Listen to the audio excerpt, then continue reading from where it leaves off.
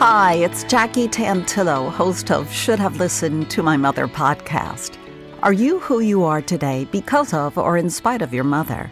I've come to understand and appreciate the significant role that mothers play in our lives. Not everyone was best suited to become a mom, but by sharing these personal experiences, we come to realize how much we have in common with each other. With over 4 decades of broadcast experience, interviewing iconic musicians, award-winning authors and journalists, entrepreneurs, artists, and more, these personal one-on-one conversations really get to the heart of the matter, to explore the essence of how, who, and why we became who we are today. I can't wait for you to hear this next episode. I have 2 wonderful guests joining me this week on Should Have Listened to My Mother, Karina Vartanian and her mother, Norma Vartanian. Karina is a recent graduate of the Manhattan School of Music in New York City, where she completed her Bachelor of Music degree. She is an award-winning soprano soloist. She has a long list of opera roll credits, which we'll talk about in just a few minutes. Her mother, Norma, also joining us, as I mentioned, is a flutist and a private music teacher. Both parents have provided endless support for their daughter's musical career. Karina's family has a wonderful heritage that we were just speaking about before we started recording, of Armenian families, generations of Armenia, Syria, and so much more. And their history together began in Queens, New York. Mm-hmm. Karina was born a preemie, yet before she could speak, she was humming, a proficient hummer, and singing to her favorite songs, so I've been told. Yeah. And she has always received encouraging words of wisdom from her mom since she was a little girl, and to encourage her to pursue this career in music. Karina and Norma, welcome to Should Have Listened to My Mother. Oh, thank you so much for having us. Thank you. It's so much fun. You're sitting in your bedroom. It's great. On Long Island. How wonderful. So as a little girl, when you think back, Karina, what do you remember as far as the significance of music in your life? It must have been present quite a bit. It was, for sure. My mom's father actually was a huge opera and classical music lover. He himself was never in the art form professionally, but he floor to ceiling, and it's still in, their home. There is still cassettes and CDs and records. So I have like very early memories of listening to like Kalas recordings or, some old school singers. And at the time, I enjoyed it, but I was a little child. So I was very interested in musical theater as I grew up. And that's something that I did for a while before pursuing classical music. But music was very present early on. And, I would always make up songs and sing around the house. And, I remember my family was into Les Mis for a while. And, before I ended up doing Les Mis at regional theaters on the island, I have memories of, singing all of Les Mis from beginning to end in the shower as like, I don't know, my a 6, gosh, 7-year-old. Yeah. So 6 or 7 years old. That's pretty great. Right. And everybody's roles, not just little Cosette. She would know the whole 3-hour show. So it was from a very young age, it was sort of remarkable to see that she had that, response to music. I think a lot of people do, but they may not know it because they didn't have that similar experience. Like we grew up listening to the Met every Saturday when we had to clean our house. On the radio. It was on the radio.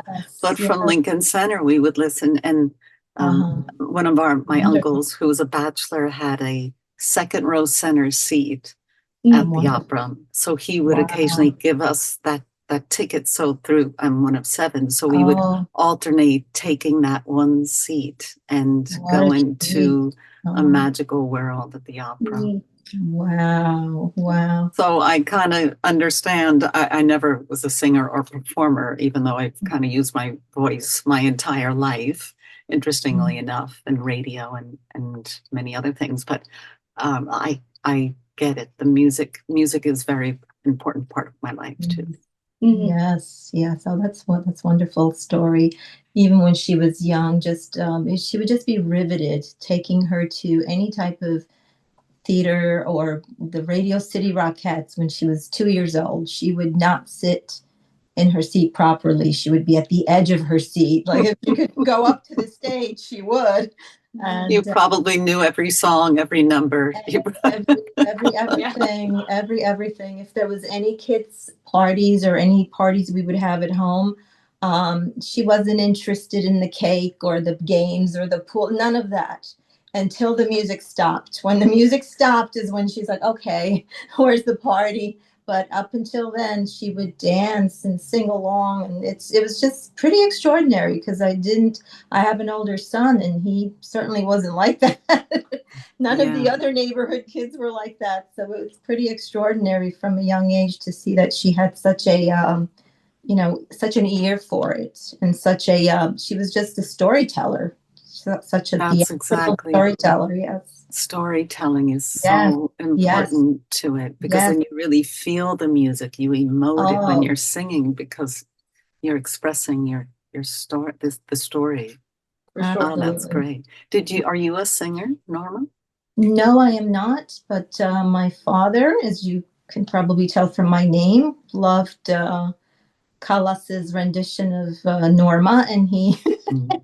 named me after that opera. So I was certainly around it, all my life, just as you say you were around it. Yeah. But I don't have her gift. I wish, but I don't have her. I You don't have a different gift. I have a different gift. Yeah. I nurture, right? I don't have the gift of, singing like she does, but certainly I have. I love. I'm so moved by it. So yeah. I take it you two have never gone out to do karaoke anywhere, or Uh, have you? No. Oh, you should. You would have so much fun. I've never done it, but I know I'm dying. oh, that's interesting. You just planted a very interesting seed. Family excursion. We'll think about it. Absolutely. You just go into a different town where no one knows you, and then Exactly. that's what I have to do. I got to go somewhere no one knows. All right. Right. All right. Oh, I wonder what you would pick. What musical selection? There's got to be contemporary. I don't think they have classical opera pieces at karaoke bars, do they? Oh, I would think not. I've seen some things trending online where like opera singers will go into karaoke spots Oh. and just start singing Oh. Puccini or something. Oh, that's fantastic. There's a want and a demand for these things, but I don't know. Maybe.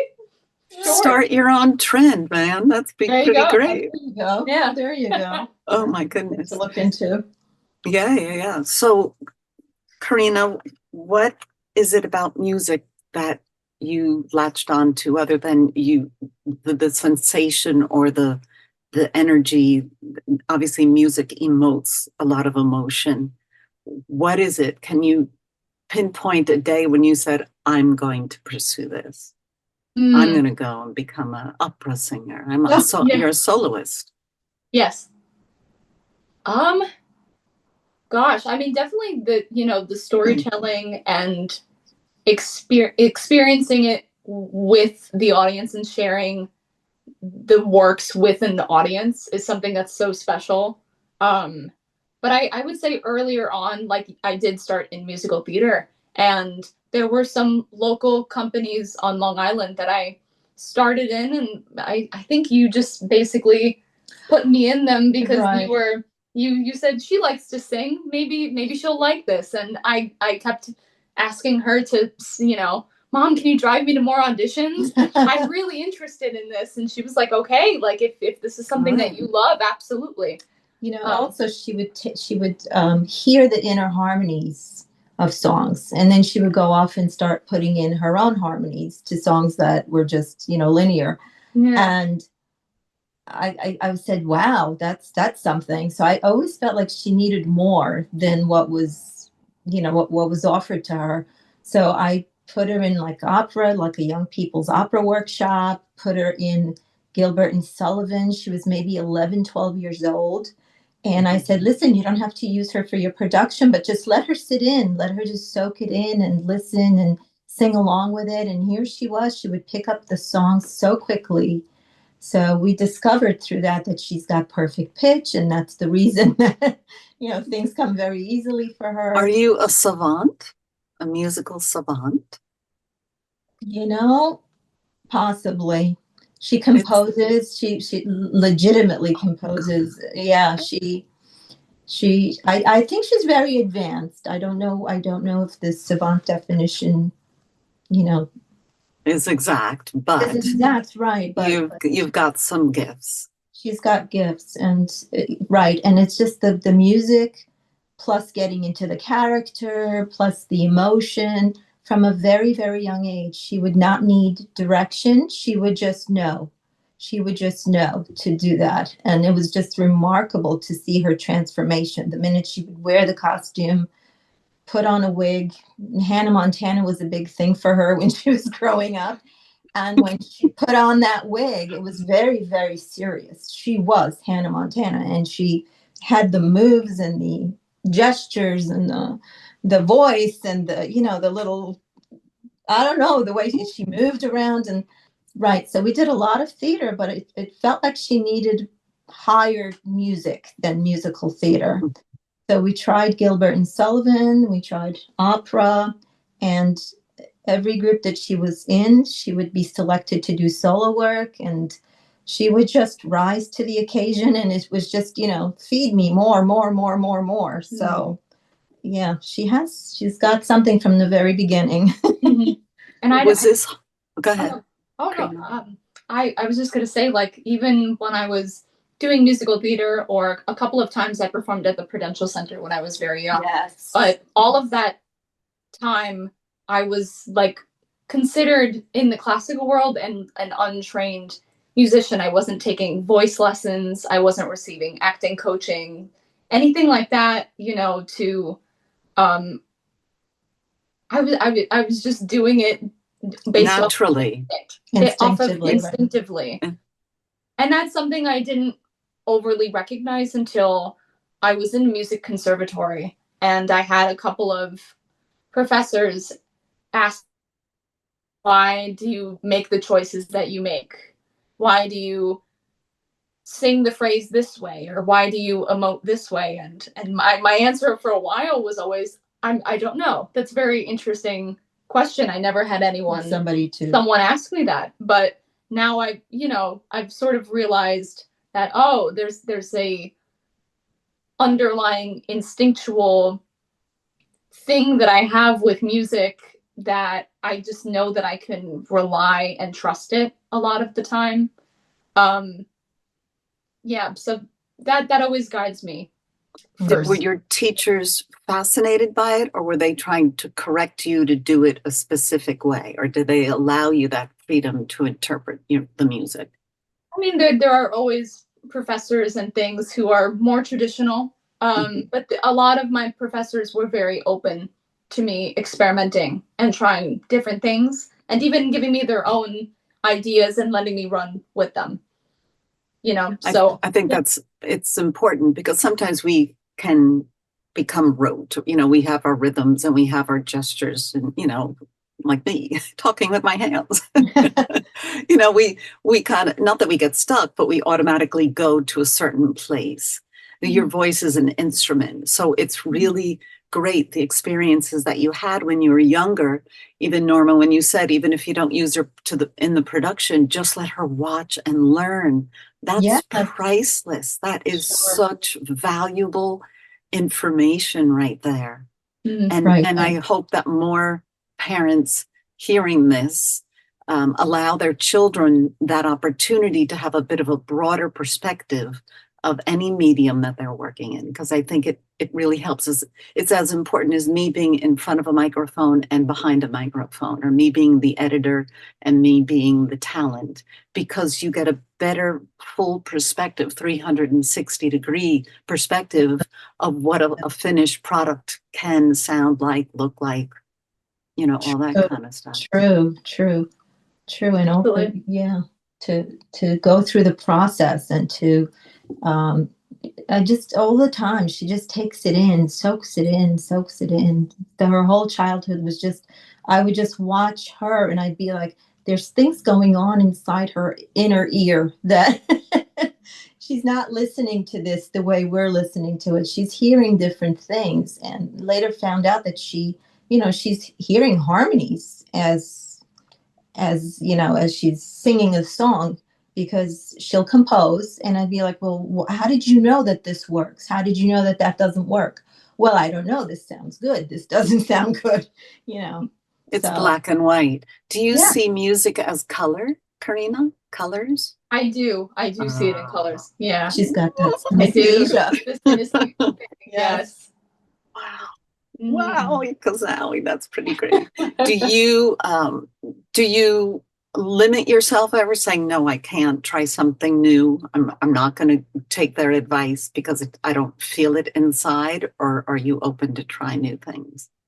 I'm very, very open with trying new things. I think that's something that my mom for sure instilled with me at a very young age, especially being a preemie baby. I was born with a collapsed lung. I was born a little over 2-ish pounds. Yeah. And just to exist as a human being was the greatest gift, period. So to now be able to use that, the body that I was given, which is, your lungs are so important for everybody, but a singer, oh my gosh, for a singer, and especially for opera, the highest and some of the most demanding and challenging art form. It's athletic. It's very athletic. An athletic form of singing. Yeah. Demanding. Absolutely. My mom always said, yeah, it was drilled into her from a very young age. Being born a preemie, she was diagnosed with low muscle tone, and we worked on it. And sometimes they would say, well, it's not going to be, she might not be able to do this. And I said, you know what?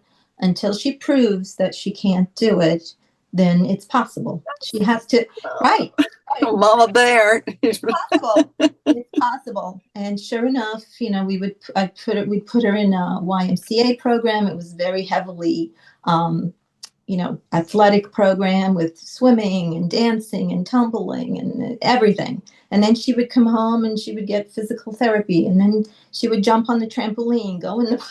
She was a tired child. But are you exhausted by all of that? And the neighborhood kids would come and constantly worked what was the deficit, but always let her have the lead of what's possible. I never said that it's not possible. She wanted to dance, and she was not very well coordinated in the beginning. Her muscle tone was, her legs were like little string beans and no muscles. But if she wanted to dance, then we would support that and see what she could do. Until she proved that she can't do it, then it's possible she can do it. And she would fall down, and and my heart would break because she'd have a bump on her head or something. I'd be like, no, get up, but I can't. She would be like, but I can't. I'm like, well, we don't say I can't. We say I try. I just want to see that you try. If you try, then you don't know what's possible. You have to try. So I think that stuck with her, thank goodness. Yeah. Especially in the field that she's chosen. I think that will be an asset for her. Most definitely. For decades. Mm-hmm. So Norma, where did you learn that? What was your upbringing like? Who taught you that philosophy? My mother, God rest her soul, the most graceful, beautiful, delicate woman, but she went through so much in life, and she was made of steel. And if it were not for her, then I don't know what Karina's story would have been like, because I needed care. I was in the hospital 10 weeks in order to hold on to her, because we had pregnancy issues when she was 20 weeks, and viability starts at 24 weeks. So nobody even thought that she was going to be alive. But my mom took such good care of me at the hospital, and she sustained me through the whole ordeal. And Karina came along at like between 29 and 30 weeks. And that gave me the strength, my mom, and it went to her, and now my mom is gone and she looks like my mom. There's things about her mannerisms, right? She's got that grace. She's very delicate, and yet she is one tough cookie. I love that expression. Yes. That's great. Yes. What was your mom's name, Norma? Her name is Anahid. It's a Armenian name. Okay. Anahid. And she was born and raised in Syria. In Syria. In Syria, right. So can you tell us a little bit about what you know of her childhood, just because it's her childhood? Her father was an orphan from the genocide. So he was in what is now Turkey, but it was ancient Armenia at the time. So they were driven out, they were massacred, and my grandfather survived. He was in an orphanage. He came to America eventually, but my mom was born in Syria, met my dad, and he was also born in Syria. My brother and I were born in Syria, and we came here. But for someone from the old country, she was sent to Armenia. She was sent to America so that she could study. So imagine at the age of like 18, 19, coming here, not speaking the language, having to learn new customs and so on. And she did. She came to America, and she carried herself through it, and she navigated everything, and she had a very progressive mindset, So. And what language did you speak, the two of you? Armenian. It was Armenian in the home, and it was learned English when we came here. We learned English. Right. But my mom spoke English when she came to America, when she was a college student here. Karina, can you speak Armenian? I speak a little bit of Armenian. I'm taking Armenian classes and lessons. Good. Yeah, so we do speak it in the home. We speak it in the home. We need to speak a little bit. We need to be more intentional about speaking, for sure. Yes. But yeah, yes, it's definitely being passed down. Good. That's really important. Are there any operas written in Armenian? There is. There's one opera. I think your name's got to get on that. I sing one of the arias from that opera. It's called Anush by Tigranyan. And it's the one and only Armenian opera. I think it was written in like 1918, around the time of the massacre. Yeah, around when the genocide was happening. Yes. And how long ago did you start studying it or working on it? Very, very recently. I think in my senior year of college, I sang the aria for my senior recital. So I've been using it for things recently. So very impressive. I love that, because your grandmother's there, everybody's there, your family's a part of it. Yeah. And you're representing them. Absolutely. Norma, when you were going through this experience of this little preemie who's now unstoppable, was it exhausting trying to keep up? Were you constantly researching the next thing or looking for the next class or talking to people? And what about your son? Where was he? Oh gosh, yeah. There's a big, age gap between them, because we've had some pregnancy losses between the two of them. But once she came along, she did. She just took over. Yeah. My father would say, "Is she noisy?" to my son, and my son would just roll his eyes back and be like, "Oh, you have no idea." And she was noisy. She would sing, she would hum, my father and I noticed it when we would take her around, he noticed it and I noticed it, and I thought, gee, this is very strange, but I think she's matching pitch to like Twinkle Twinkle. And my father goes, I think so. I don't think that's because she couldn't articulate the words, but this was before she was speaking, but she was matching pitch. So it was just my father and I just looked at each other and we said, oh my goodness. So yeah, I wish he was around to hear her sing opera. Oh, I'm sure he's hearing every note. Yes, all those operas that he loved, and she's singing them now. It's amazing. Oh, that's quite a wonderful ode to your grandfather. That's pretty wonderful. Yes. And Karina, you mentioned to me when you wrote to me that your parents have basically been to every performance of yours. Yes, that's a lot for any parent, let alone both parents, to commit to that support. What did that mean to you? Oh my gosh, it means the world to have your parents sitting in the audience. I'm very fortunate to have two parents who are very supportive of what I do. And the fact that they're there at every performance is the greatest gift. It's the greatest gift. No, it's a gift to us to be there. And they'll travel. They'll make it work somehow. But I always tell them it's a long car ride. No worries. Yeah. They're always there. We plan vacations and things around what she's doing. Yeah, but that's pretty great. I mean, how wonderful is that? Now, what about your brother? Does he come and see you perform? Every once in a while. He's completely different from me. He works in IT. So he's like the singing thing. But he definitely appreciates it. And he comes to my performances too. When he's not working, he tries to show his support and come out. And him and I are very close. Oh, that's great. That's really cool. That's really wonderful. I mean, math and music are very, very much connected, but IT is another side of that amazing brain. For sure. Definitely is not part of my brain. Right. I think you just have that creative right brain, or you have the technical left brain. Yeah. But you know what? It always seems to suit us, right? If we can believe in ourselves enough to stick to that path and have the support of family supporting us, it's pretty amazing how things seem to work out. Out of curiosity, what would you have done, Karina, if you didn't become a performer? Do you have other interests that you enjoy?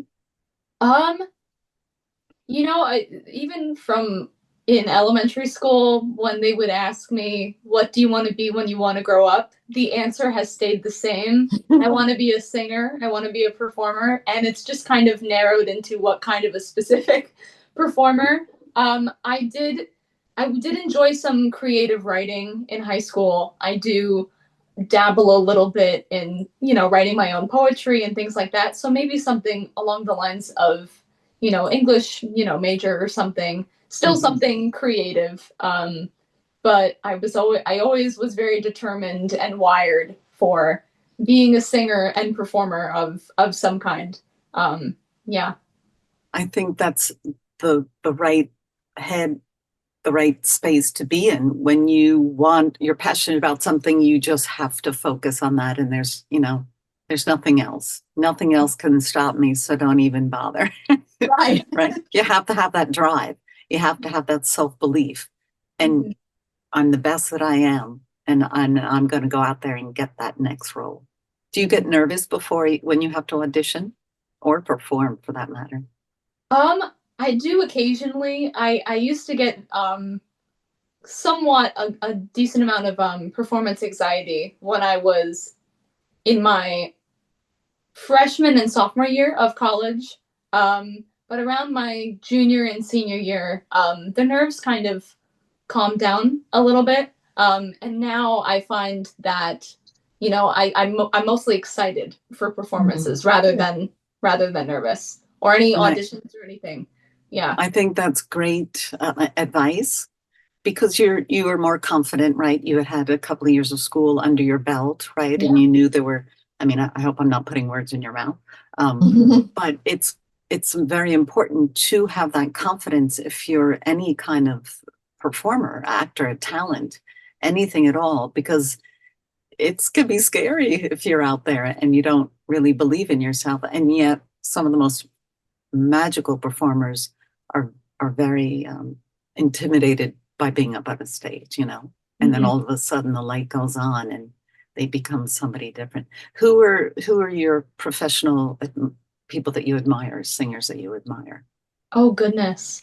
I would say Callas is like number one for me. Maria Callas? Yeah, Maria Callas, for sure. She's my number one. Definitely the old school singers, for sure. What I grew up listening to is still some of the singers that I currently save on my, classical music playlists, and, always my go-tos when I go to listen to singers who sing repertoire that I sing. How wonderful is that? This is like centuries old, some of this music, right? And people are still expressing it and recreating it and performing it. So it's a great tribute to you, Norma, that you were okay with her pursuing this, because a lot of parents would be like, oh, I don't know, are they still doing that? Are they seeing anyone interested in opera? Believe me, we do have conversations about it.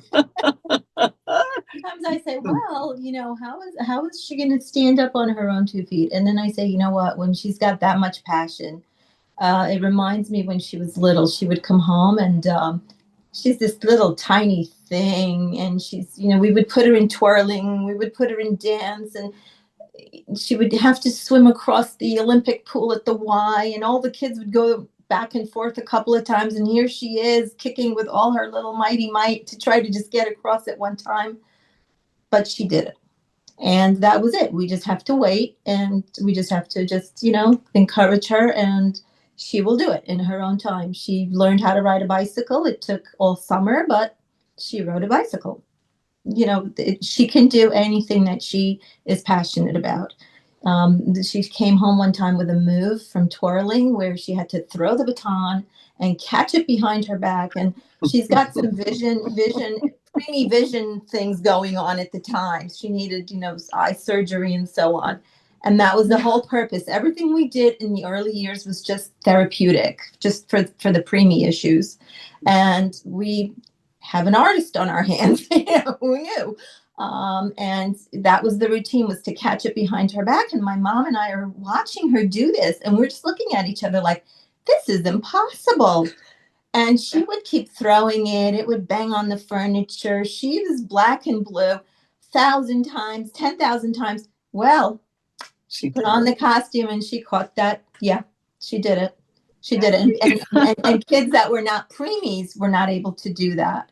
And she just decided she's going to do it. So she, if she decides she's going to do it, she's going to pursue it, and she's going to make a living. She's going to find her way.